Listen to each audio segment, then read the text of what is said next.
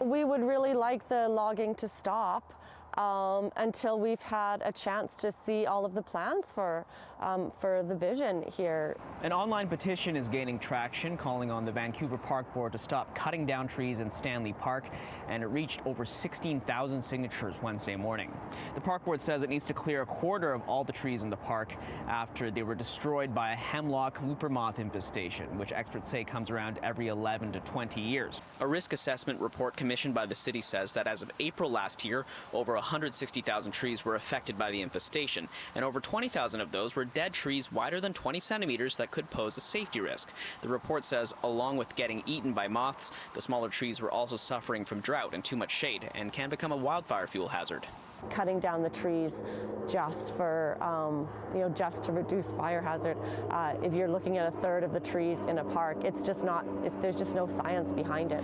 One local teacher who signed the petition says she and others are not convinced by the assessment, and they're calling for more transparency. I want them to stop, like full-on stop, until these plans have been made public and experts have been brought in. I think there was only the contract that was given for the study of the park that found that we should take down 160,000 trees, a third of the park.